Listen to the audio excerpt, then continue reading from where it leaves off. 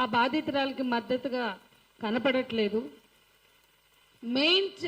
Main stream electronic మీడియాలో అసలు గొంతులు ఎందుకు వినిపించట్లేదు? ఇంత పెద్ద సమస్య పట్ల ఈ మౌనం ఏంటి అని అందరూ ఆలోచిస్తున్న క్రమంలో ఒక విద్యార్థి సంఘం ఏఎస్ఎఫ్ పూనుకుని ఈ రౌండ్ టేబుల్ సమావేశం నిర్వహించడాన్ని మేము మనస్ఫూర్తిగా అభినందిస్తూ, నిజమే ఇది ఈ దేశంలో కేంద్ర హోంశాఖ సహాయ మంత్రి కొడుకు చేసిన నిర్వాకం.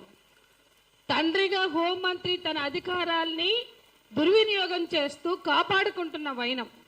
ఒక 17 ఏళ్ల బాలిక ఆమె జీవితాన్ని రోడ్డు పాలు చేస్తూ ఒక రకంగా తన బతుకు తాను బతుకుదామని 2 సార్లు సూసైడ్ అటెంప్ట్ చేసి 3వసారి కూడా చేయబోతుంటే ఆ తల్లిదండ్రులు ఆమె దగ్గర నుంచి హామీ తీసుకుని అతనొద్దు, అతనితో జీవితం వద్దు అని నచ్చ చెప్పుకుని వాళ్ళందుకు వాళ్ళు బతుకుదామనుకునే టైంలో ఆమె మీద క్రిమినల్ దాడిని కొనసాగించడం. ఈ అంశాలన్నింటినీ మనం వాస్తవాలు వాస్తవాల్లోకి వెళ్తే, ఎందుకంటే నాకు ప్రత్యక్షంగా కొన్ని విషయాలు తెలుసు. నేను ఒక 14 ఛానళ్లలో మాట్లాడాను గత 2-3 రోజులుగా. విషయం ఏంటి అని చూస్తే 2025 జూన్లో ఆ అమ్మాయి social media, Instagram, common friends ద్వారా పరిచయం. అతను ఆ అమ్మాయితో ముందు స్నేహం పెంచుకున్నాడు, పరిచయం పెంచుకున్నాడు. ఆ తర్వాత ఇష్టం అనే దాన్ని ప్రకటించాడు. నేను నీ ఇంటి కిందికి వచ్చాను రమ్మని అభ్యర్థించాడు. ఒక రకంగా ఒత్తిడి చేశాడు. దానికి సంబంధించిన మెసేజ్లు వాళ్ళ దగ్గర ఉన్నాయి. పోలీస్ స్టేషన్లో వాళ్ళు సమర్పించారు. ఇక ఆ పరిచయం, ఆ స్నేహం ప్రారంభమయ్యాక అనేక సందర్భాలు అతని పరిచయం జూన్, అప్పటికి అమ్మాయి 10th మాత్రమే పాస్ అయి ఉంది. లండన్కి వెళ్ళి ఇంటర్ చదువుదామనే టైంలో అతను ఇచ్చిన మెసేజ్లు, నువ్వు లండన్ వెళ్తే మా నాన్న నన్ను పంపించడు, నాకు రావడానికి వీల్లేదు, మా నాన్న రాజకీయ జీవితం అంతా ఇక్కడే, కాబట్టి ఇప్పుడు వెళ్ళొద్దు, మైనారిటీ తీరాక మనం పెళ్లి చేసుకున్నాక తర్వాత అవసరమైతే వెళ్దాం, కానీ నువ్వు మాత్రం ఇప్పుడు ఇంటర్మీడియట్స్కి వెళ్ళొద్దు అని చెప్పి అతను అభ్యర్థించి ఏడుస్తూ పెట్టిన వీడియోలు వాళ్ళ దగ్గర ఉన్నాయి. అవి కూడా పోలీస్ స్టేషన్లో సమర్పించారు. ఆ తర్వాత రిలేషన్ నవంబర్లో లేక్ వ్యూ అపార్ట్మెంట్స్ ఆ అపార్ట్మెంట్స్లో అతను తీసుకువెళ్ళి ఆ అమ్మాయి మీద అఘాయిత్యం చేయబోవడం, దాని మీద గొడవ పడడం, దాని మీద పెట్టుకున్న మెసేజ్లు ఉన్నాయి. అవి కూడా సమర్పించారు. ఆ తర్వాత అంటే ఈ మధ్యలో 1-2 ఘటనలు జరిగినాయి. వాళ్ళిద్దరు కొట్లాడుకున్నారు. ఇవి లైంగిక వేధింపులు, పెళ్లి, ఇట్లాంటివన్నీ ఇంటిమసీ. ఒకసారి బేస్మెంట్లోనే ముద్దు పెట్టుకునే ప్రయత్నం చేయడము, ఇబ్బంది పెట్టడం, దానికి సంబంధించి కూడా వాళ్ళ మధ్య ఘర్షణగా ఉన్న ఆధారాలు ఉన్నాయి. ఇవన్నీ తర్వాత డిసెంబర్ 31 అతను ఒక ఫామ్ హౌస్, అనన్య ఫార్మ్స్ ఏదో, ఆ ఫార్మ్స్ దగ్గరికి తీసుకెళ్ళి అమ్మాయిలు ఉన్నారు, అబ్బాయిలు ఉన్నారు. వాళ్ళు న్యూ ఇయర్ సెలబ్రేషన్ చేసుకున్నాక ఆ అమ్మాయిని బయటకు రమ్మని రూమ్లోంచి తీసుకెళ్ళి చేసినటువంటి దాడికి సంబంధించినటువంటి విషయాలు కూడా ఉన్నాయి. ఇవన్నీ జరిగింది డిసెంబర్ 31 వరకు జరిగినటువంటివి. ఆ ఆధారాలను కూడా అయితే మధ్యలో ఆ అమ్మాయి కూడా అతన్ని ఇష్టపడింది. అంటే నా కోసం చచ్చిపోతా అంటున్నాడు, నా కోసం ప్రాణత్యాగం చేస్తా అంటున్నాడు, నువ్వు నన్ను వదిలేసి నువ్వు లండన్ వెళ్తే నేను చచ్చిపోతాను, ఎయిర్పోర్ట్కి వెళ్ళే వరకే నా శవం ఉంటుంది ఇక్కడ, ఇట్లా మాట్లాడినటువంటి నేపథ్యంలో అది నిజమైన ప్రేమగా ఒక టీనేజ్లో ఉన్న అమ్మాయి ఆలోచించి ఉండొచ్చు. ఏదైనా ఆమెకు సంబంధించిన బాధ్యత అనుకోండి. విషయాల్ని ఆమె కుటుంబం వాళ్ళు మాట్లాడుకుంటున్నారు. కానీ ఆ అమ్మాయి మాత్రం ఇది తొలి ప్రేమ, నేను మొదటిసారి నిన్నే ఇష్టపడ్డా, నువ్వు నన్ను ఇట్లా చేయొద్దు, ఏదున్నా పెద్దల సమక్షంలో పెళ్లి చేసుకుందామని పెట్టిన మెసేజ్ కూడా ఉంది. అది కూడా అక్కడ సమర్పించారు. ఇవన్నీ అంటే తను ఒక వైపు నుంచి ఇష్టపడుతుంది, అతను చాలా ప్రొసీడ్ అయి ఆ అమ్మాయిని లొంగ తీసుకునే ప్రయత్నం చేశాడు. కొన్నిసార్లు ఆ దాడి కూడా జరిగింది. ఇది నేపథ్యం అయితే జనవరి 4న ఇక నీకు నాకు కట్ అన్నాడు. 7న మనమిద్దరం కలిసి ఉండట్లేదు, బ్రేకప్ అని చెప్పాడు జనవరి 7న. ఆ తర్వాత జనవరి నుంచి ఫిబ్రవరి ఆ కాలంలో ఆ అమ్మాయి సూసైడ్ అటెంప్ట్ చేసినాయి. దానికి సంబంధించినటువంటి ఆధారాలు కూడా వాళ్ళ దగ్గర ఉన్నాయి. ఇక తర్వాత ఫిబ్రవరిలోని ఇది ఇప్పటి వరకు బయటకు రాలా, నేను కూడా మిస్ అయ్యా. ఫిబ్రవరిలోనే నిర్మల్లో వీళ్ళ ఫ్రెండ్ భగీరథ్ ఫ్రెండ్ తోటి ఈమె నుంచి నాకు వేధింపులు ఉన్నాయి, ఈమె నుంచి నాకు హెరాస్మెంట్ అని చెప్పి ఫిబ్రవరిలోనే నిర్మల్లో ఒక కంప్లైంట్ ఇచ్చారు. ఆ కంప్లైంట్ తర్వాత మాత్రమే ఆ తల్లిదండ్రులు అలర్ట్ అయ్యారు. ఇదేంటి మా మీద కంప్లైంట్ ఇచ్చారు, వాళ్ళు డిసైడ్ చేసుకున్నారు, వాళ్ళ అమ్మాయికి నచ్చ చెప్పుకున్నారు, వాడి జోలికి నువ్వు పోవద్దు, వాడిని జోలికి రావద్దు, వద్దు ఇటువంటి వాళ్ళు మనకే అని చెప్పి. కానీ నిర్మల్లో కంప్లైంట్ ఇచ్చినాక ఆ తర్వాత ఏప్రిల్ 21న ప్రముఖ మీడియా మీ అందరికీ తెలిసినటువంటి సంగప్ప ఇంటికి వెళ్ళి రాయబారాలు చేశాడు. 23న ఈ దేశ హోంశాఖ సహాయ మంత్రి స్వయంగా వాళ్ళ ఇంటికి వెళ్ళాడు. ఇవన్నీ కూడా సీసీ కెమెరాలు ఫుటేజ్లు ఉంటాయి, వాళ్ళ గేటెడ్ కమ్యూనిటీ కెమెరాలు ఉంటాయి. ఇవన్నీ జరిగినాయి. 21న జరిగినాయి, 23న అంటే సంగప్ప మీడియేషన్ కానీ బెదిరింపులు. అట్లాగే బండి సంజయ్ వెళ్ళినప్పుడు నా కొడుకుతోటే కాదు ఎవరితోటే ఇంకెంతమందితో తిరిగిందో అని అన్నాడని కూడా వాళ్ళు చెప్తున్నారు.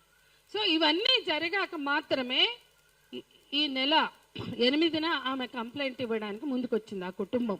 ఈ మధ్య ఒక ప్రారంభోత్సవం జరిగితే అక్కడికి బండి భగీరథ్ ఫ్రెండ్స్ వచ్చారు, ఈఎంఐ ఫ్రెండ్స్, కామన్ ఫ్రెండ్స్ అంతా ఉన్నారు. వాళ్ళందరికీ కామన్ ఫ్రెండ్స్ ఉన్నారు. ఆ కామన్ ఫ్రెండ్స్కి వీడు ఫోటోలన్నీ చూపించాడు. ఆ ఇంటిమసీతో ఉన్న ఫోటోలన్నీ బండి భగీరథ్ తీసినవే. ఆ ఫోటోలని సర్క్యులేట్ చేశారు. ఆ ఫోటోలని ఈవెన్ నిర్మల్లో కూడా అక్కడ కూడా ఇచ్చారు. అంటే ఈ ఫోటోలని సర్క్యులేట్ చేయడం కానీ, అంటే అతను వాళ్ళు చెప్తున్న కథనం ఏంటి, వాళ్ళు చెప్తున్నటువంటి సమాచారంలో ఉన్నది, అతను బండి భగీరథ్ ఇంకొక ఫ్రెండ్స్ ఛాలెంజ్ చేసుకున్నారట. ఈ అమ్మాయి పొగరబోతు, ఈ అమ్మాయిని నువ్వు పడేయి నీకు దమ్ముంటే అంటే నేను పడేస్తా అని ఈయన అన్నాడంట. ఇవన్నీ మనకి వినిపిస్తున్న వార్తలే. అయితే ఇక్కడ ఒకటేంటంటే పడేస్తా అన్నాడు కాబట్టి నాతో స్నేహం చేశాడు, నన్ను మోసం చేశాడు, నన్ను అంత దాకా తీసుకువెళ్ళి ఇబ్బంది, నన్ను ఎమోషనల్గా అంటే అనేక రకాలుగా ఎమోషనల్గా ఒత్తిడి పెట్టినట్లు మెసేజ్లు ఉన్నాయి వాళ్ళ దగ్గర. కాబట్టి ఇవన్నీ పరిశీలించవలసిన బాధ్యత పోలీసులది. ఇక విషయానికి వస్తే ఇట్లా కొన్ని కీలకమైన సమాచారం ఉంది, అది అంతా పోలీసుల దగ్గర ఉంది. ఇక్కడ ఒక మైనర్ బాలిక లవ్ అనే ట్రాప్ లో పడింది. అతను మేజరు, ఒక బాధ్యత కలిగినటువంటి కేంద్ర హోంశాఖ సహాయ మంత్రి కొడుకుగా ఉండి ఇవన్నీ చేశాడు కదా, అతనే బ్రేకప్ చెప్పాడు కదా. ఆ తర్వాత డేట్ ఉంది వాళ్ళ దగ్గర, ఆ పాప ఫోటోలు, వాళ్ళిద్దరి మధ్య ఉన్న పర్సనల్ ఫోటోలు సర్క్యులేట్ చేయడం అనేది స్పష్టంగా ఏ డేట్స్ తో అతను సర్క్యులేట్ చేశాడో వాళ్ళ దగ్గర ఉంది. ఇది అసలు నేరం. నువ్వు వద్దన్నావు, వాళ్ళు నచ్చ చెప్పుకుంటారు, ఎవరు బతుకు వాళ్ళు బతుకుతారు కదా. ఆ తర్వాత ఆ అమ్మాయి వాళ్ళిద్దరి ఇంటర్నల్ ఫొటోస్ ని పంపడం అంటే, లేదా ఇష్టంగానో ముద్దు పెట్టుకున్నామో ఏవో, కానీ అది కూడా ఆ అమ్మాయి ఒక మైనర్ బాలిక మీద చేసిన దాడిగానే మేము సంఘంగా చూస్తున్నాం. ఇక మనం అసలు విషయానికి వద్దాం. మిగతా అన్ని అందరికి తెలిసినవే, బ్యాక్ మాత్రం నేను చెప్తున్నా. సో 8 తర్వాత ఇవాళ డ్రామా ఏం నడుస్తుంది, నిన్నటి డ్రామా ఏంటి మీ అందరికి తెలుసు. నిన్నేమన్నారు, ఆయన ఫోన్ స్విచ్ ఆఫ్ ఉంది, ఆయన కనపడట్లేదు, ఆయన అబ్స్కాండింగ్ లో ఉన్నాడు అంటున్నాడు. 8వ తారీఖు ఎఫ్ఐఆర్ అయితే ఆయన 10వ తారీఖు ఈ రాష్ట్ర ముఖ్యమంత్రి సమక్షంలో, ఈ దేశ ప్రధానమంత్రి సమక్షంలో ఒక పోక్సో నేరస్తుడు అక్కడ హాజరవుతాడు. అంటే అక్కడున్న పోలీస్ అధికారులకి పేట్ బషీర్బాగ్ పోలీసులు లేదా లింకుగా సైబరాబాద్ కమిషనర్ వాళ్ళందరూ లేరు అక్కడ ఉన్నప్పుడు అతను నేరస్తుడిగా కనిపించలేదా, అబ్స్కాండింగా? ఒక దేశ ప్రధానమంత్రి సమక్షంలో హాజరయ్యాడు, ఈ రాష్ట్ర ముఖ్యమంత్రి సమక్షంలో నా స్నేహితుడు అని మాట్లాడాడు బండి సంజయ్. అంటే మేమేమంటున్నామంటే నేరస్తుడు 8వ తారీఖు నుంచే, ఎఫ్ఐఆర్ అయిన మరుక్షణం నుంచే. మీరందరూ చెప్పారు, ఎఫ్ఐఆర్ కూడా మోడీ గారి మీటింగ్ లో బేటీ బచావో బేటీకి పడావో అనేటువంటి నినాదం ఇచ్చిన మోడీ సమక్షంలో ఆత్మార్పణ చేసుకుంటాం, మేము ఆత్మసమర్పణ చేసుకుంటామని ఆ తల్లి చెప్పినట్లుగా కూడా ఇవాళ అందరికి తెలిసిన విషయమే. అంటే ఈ రోజు సిగ్గుపడాలి రాష్ట్ర పోలీసులు. అబ్స్కాండింగ్ లో ఉన్నాడు, ఫోన్ నంబర్ స్విచ్ ఆఫ్ అయింది అంటే స్విచ్ ఆన్ చేసుకుని వచ్చి నీ పోలీస్ స్టేషన్ ఎదురుగా నిలబడితే చేస్తారా? అంటే ముఖ్యమంత్రికి ఎంత భయం లేని వాడైతే ఒక నేరస్తుడు ప్రధానమంత్రి సమక్షంలో, ముఖ్యమంత్రి సమక్షంలో, యావత్ పోలీసు అధికారుల సమక్షంలో అక్కడ హాజరవుతాడు. ఈ విషయాన్ని దీనికి జవాబు చెప్పవలసిన బాధ్యత ఈ పోలీసులదే.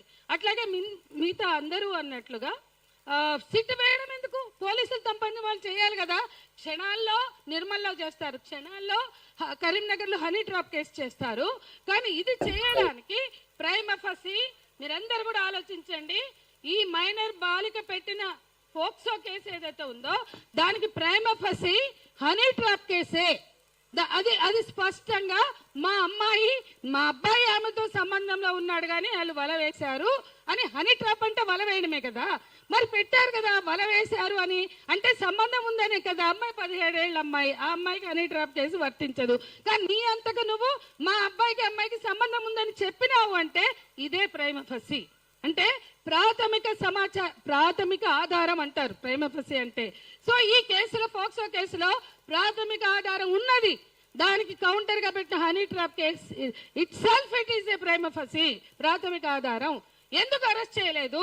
ఆ తర్వాత 2 రోజులుగా ఆయన మొత్తం ఈ దేశ ప్రముఖులు మొత్తం మీడియా ఉన్న దగ్గర ఎట్లా అతను ప్రత్యక్షమవుతాడు, ఏం చేశాడని, ఏం ఉద్ధరించాడని ఒక నేరస్తుడిని ఎట్లా పట్టుకుని ఊరేగుతుంది రాష్ట్ర ప్రభుత్వం చెప్పాల్సిన అవసరం ఉంది. ఇక నేను మరో ముఖ్యమైన విషయం చెప్తున్నా. నిర్భయ చట్టము ఏం చెప్తుంది? నిర్భయ ఘటన తర్వాత జస్టిస్ వర్మ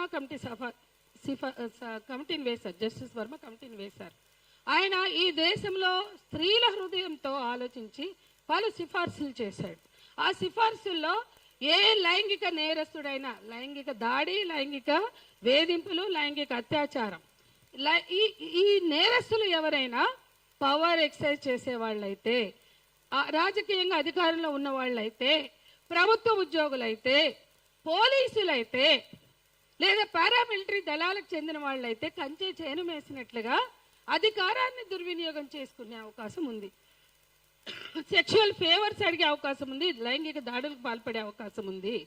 కాబట్టి సామాన్యులు నేరం చేస్తే ఉండే శిక్షల కన్నా రెట్టింపు శిక్షలు ఇన్ఫ్లుయెన్స్ చేయగలిగిన వాళ్ళు చేస్తే ఉండాలని ఈ దేశంలో మొదటిసారి మహిళల పక్షపాతంగా దేశవ్యాప్తంగా నిర్భయ ఘటన, ఏఎస్ఎఫ్ ఉంది, పీడిఎస్ ఉంది, అన్ని సంఘాలు ఉన్నాయి. ఇక్కడున్న ప్రతి సంఘం కూడా నిర్భయ ఘటనల ఉద్యమంలో భాగమే. మనమందరము చేసిన పోరాటం, చేసిన ఒత్తిడి మేరకే నిర్భయ ఘటనకి వ్యతిరేకంగా లేదా దాని పరిష్కారంగా వర్మ కమిటీ సిఫార్సులు ఉన్నాయి. ఆ వర్మ కమిటీ సిఫార్సుల్ని రూపుదిద్దిందే నిర్భయ చట్టం. మన అందరికీ తెలుసు 2013 నుంచి ఈ దేశంలో నిర్భయ చట్టం ఉంది. ఈ రాష్ట్ర ముఖ్యమంత్రి తెలుసుకోవాలి. నిర్భయ చట్టం ఆమోదించేటప్పుడు యూపీఏ చైర్పర్సన్ సోనియా గాంధీ ఆ పార్లమెంట్ లో ఒక సుదీర్ఘ ప్రసంగం చేసింది. అంటే రాత్రి 9 గంటలకి బస్ స్టాప్ లో నిలబడితే స్నేహితుడితో మేము బుద్ధి చెప్పాం, అందుకే రేప్ చేసి చంపేశామని నేరస్తులు చెప్తున్నారంటే ఈ దేశంలో స్త్రీలపై సాగుతున్న అత్యాచారాలు లేదా దాడుల పట్ల స్పందన లేని స్థితి, లేదా అవగాహన లేని స్థితి, అమ్మాయిలకి భద్రత లేని స్థితి కనపడుతుంది. ఈ చట్టం చెయ్యడం అంటే చేతులు దులుపుకోవడం కదా, ఏదో చేతులు దులుపుకుంటే అయిపోదు. ఈ చట్టం అమలు అవ్వాలంటే దానికి ఒక ఫండ్ ఉండాలి. దానికోసం 1000 కోట్లు నిర్భయ ఫండ్ గా కూడా చట్టంతో పాటు నిర్భయ ఫండ్ కూడా ఏర్పరిచారు. అది 1000 కోట్లు. ఈ చట్టం యొక్క సమాచారం అందరికీ ఇవ్వాలనే లక్ష్యంతో ఆ ఫండ్ ని ఏర్పాటు చేశారు. 1000 కోట్లు మొదటిసారిగా భారతదేశంలో 2013 నిర్భయ చట్టంతో పాటు మహిళలపై దాడులు ఆగాలని, మహిళలపై అసమానత, వివక్ష, హింసకు వ్యతిరేకంగా ఎడ్యుకేట్ చేయాలని, చైతన్యం చేయాలని 1000 కోట్లు కేటాయిస్తే ఆ తర్వాత మీకు తెలుసు 2014లో బీజేపీ ప్రభుత్వం వచ్చి అందులోంచి 800 కోట్లు తీసుకుపోయి పటేల్ విగ్రహానికి దారపోసింది ఈ 1000 కోట్లలో. ఆ తర్వాత ఇప్పటి వరకు 1000 కోట్లు లేవు, 100 కోట్లు కుదించారు. ఇక ఈ రోజు వరకు ఒక్కసారి కూడా నిర్భయ చట్టాన్ని రివ్యూ చేయలేదు భారతదేశంలో బీజేపీ అధికారంలో ఉండగా.